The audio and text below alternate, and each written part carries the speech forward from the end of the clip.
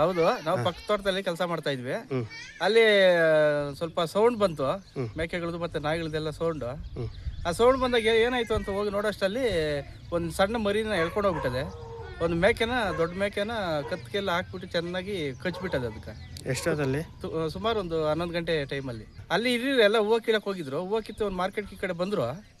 ಅವರು ಒಂದು ಸ್ವಲ್ಪ ಆ ಕಡೆ ಇದ್ರ ಕಡೆ ಹೋಗೋಣ ತೋಟದ ಕಡೆ ಅಂತ ಆ ಕಡೆ ಹೋಗವ್ರೆ. ಅಷ್ಟೊಳಗಡೆ ಬಂದ್ಬಿಟ್ಟು ಈ ತರ ಮಾಡಿ ಅಲ್ಲಿ ಮನೆಗಳ ಹತ್ರನೇ ಬಂದು ಮನೆ ಊರ್ ಪಕ್ಕದಲ್ಲೇ ಬಂದ್ಬಿಟ್ಟು ಎಷ್ಟೋ ಸತಿ ಎತ್ಕೊಂಡೋಗೈತೆ. ಕಂಪ್ಲೇಂಟ್ ಏನು ಕೊಟ್ಟಿಲ್ಲ ನೀವು? ಕಂಪ್ಲೇಂಟ್ ಯಾರು ಕೊಡೋಣ ಸರ್, ನಾವು ಯಾರಿದ್ದಾರೆ ಅಂತ ಅರಣ್ಯ ಹಾಕಿ ಹೇಳಿದ್ರು ನಾವು ರೆಸ್ಪಾನ್ಸ್ ಮಾಡಲ್ಲ. ಅದು ನಾಯಿಗಳಿಗೆ ಬಂದೈತೆ, ಅದಕ್ಕೆ ಬಂದೈತೆ, ಇದಕ್ಕೆ ಬಂದೈತೆ ಅಂತ ಹೇಳ್ತಾರೆ. ಕಾಡು ಕಡೆ ಹೊಡ್ಕೊಂಡು ಹೋಗ್ಬೇಡ್ರಿ ಅಂತ ಹೇಳ್ತಾರೆ. ಮಾಡಿದೀವಿ, ಒಬ್ಳು ಕರ್ಸ್ಕೊಳ್ತೀವಿ, ಅವ್ರು ಬಂದು ನೋಡ್ಕೊಂಡು ಹೋಗ್ತಾರೆ ಅಂತ. ಏನದು ಉಳಿತಾಯ್ತಾ?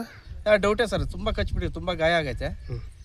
ಅದು ಉಳಿಯೋ ಡೌಟೇ, ನೋಡ್ಬೇಕು ಸರ್. ಹೌದು ಸರ್, ಇದು ಚಿರತೆ ಬಂದ್ಬಿಟ್ಟು ನಾವು ಈ ಕಡೆ ಇದ್ದೀವಿ.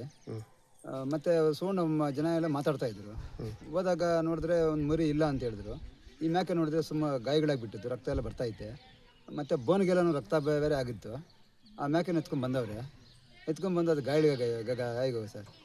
ಅವ್ರಿಗೆ ಇಂಪ್ರೂವ್ಮೆಂಟ್ ಮಾಡಿದ್ರೆ ಇಲ್ಲ ಕಳಿಸ್ಕೊಡ್ತೀವಿ, ಅದು ಹೇಳ್ಕೊಂಡೋಗೈತಾ, ಕಾಡಿಗೆ ಹೋಗಿದ್ದೀರಾ ಅಂತ ಕೇಳಿದ್ರು. ಇಲ್ಲ, ಕಾಡಿಗೇನಿಲ್ಲ ಸರ್, ಸರ್ವ ನಂಬರಲ್ಲೇ ಅದು ಇರೋದು ಸರ್. ಅದು ನಾರಾಯಣಪ್ಪ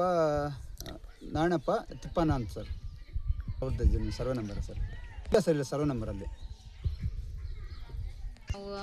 ಹಬ್ಬ ಅಲ್ವಾ ಇವತ್ತು, ಅದಕ್ಕೆಲ್ಲ ಕ್ಲೀನ್ ಮಾಡಿಬಿಟ್ಟು ಕಟ್ಟಾಕ್ಬಿಟ್ಟು ಹೋಗಿದ್ರೆ ಮೇವು ತಿನ್ನಲಿ ಅಂತ ಪಕ್ಕದಲ್ಲೇ ಹೂವು ಕೀಳ್ತಾ ಇದ್ವಿ, ಒಂದು 10 ಮೀಟ್ರ್ ಅಷ್ಟು ದೂರದಲ್ಲಿ.